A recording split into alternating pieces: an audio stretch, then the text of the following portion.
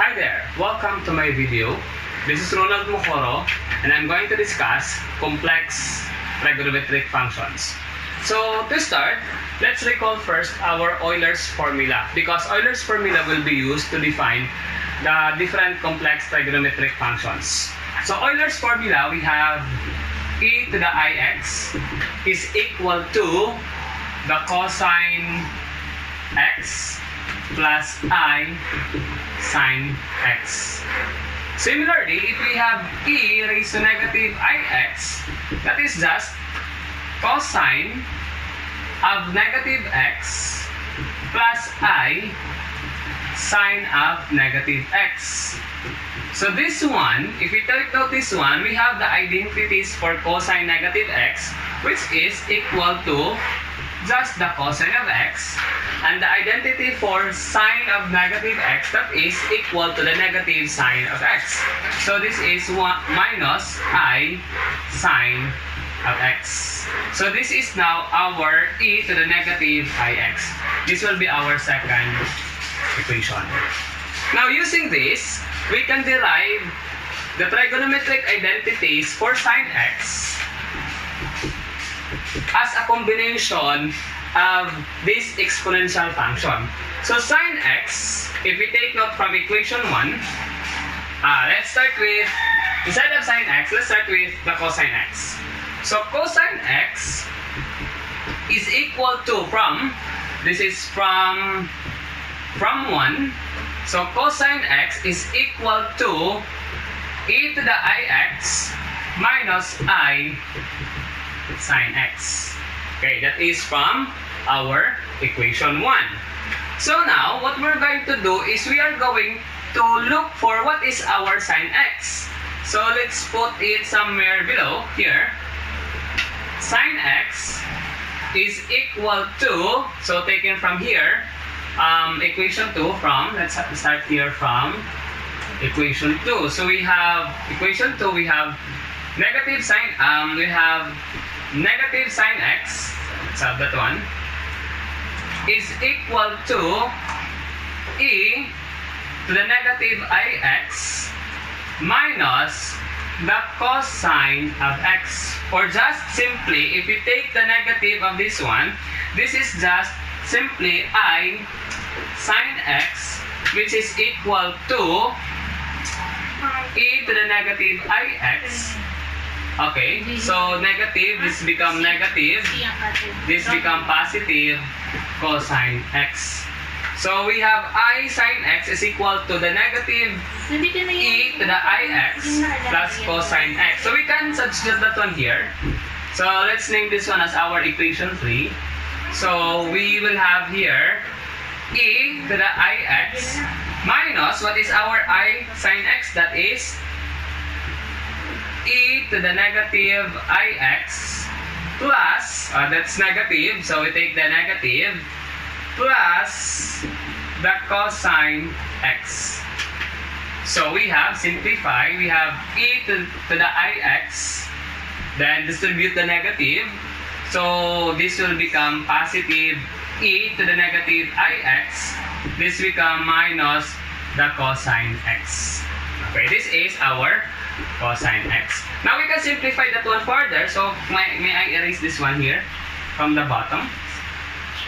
So we can transpose that one here. So I'll have the cosine x, or adding both sides by cosine x plus the cosine x is equal to, we have e to the ix plus e to the negative ix. Then we have 2 cosine x, which is equal to e to the ix plus e to the negative ix. Now divide both sides by 2.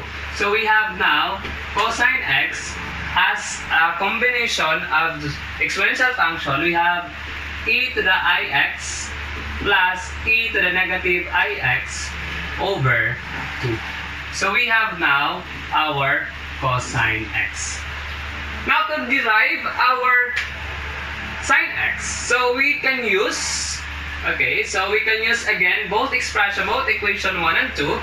So is it clear? So I'm going to erase this one now. So we will use now our equation 1 to derive sine x. So may I have now sine x is equal to I raised to ix minus the cosine x. So in here, I am going to find what is that cosine x from equation 2. So cosine x from equation 2 is equal to e to the negative ix, okay, plus I sine x.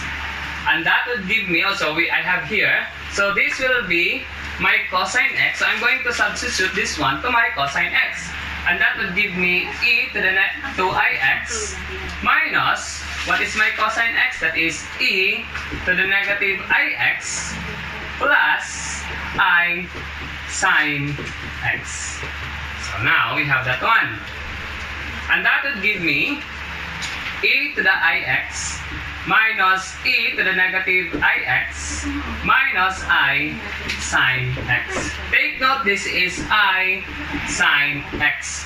So I can transpose that one here, or in other words, just adding both sides by I sine x. So I could have I sine x plus I sine x equal to e to the ix minus e to the negative ix.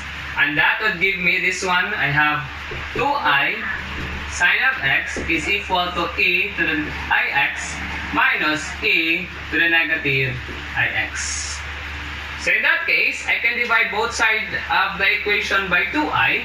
So I will have now sine x is equal to e to the ix minus e to the negative ix over 2i.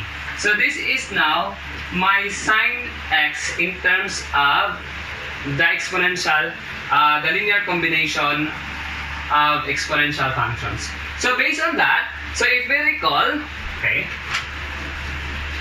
if we recall now our cosine x, which is equal to e to the ix plus e to the negative ix over 2, while our sine x, that is here, we have e to the ix minus e to the negative ix over 2i. Now, to get now our trigonometric identities, we just follow this model. So our cosine z is equal to e to the iz, wherein our z, where our z would be our complex number, which is x plus iy. So we have e raised to iz cosine, so plus e raised to the negative iz over 2, and for our sine of z, that is e raised to iz minus a raised to negative iz all over 2i. So these are now our trigonometric, complex trigonometric function.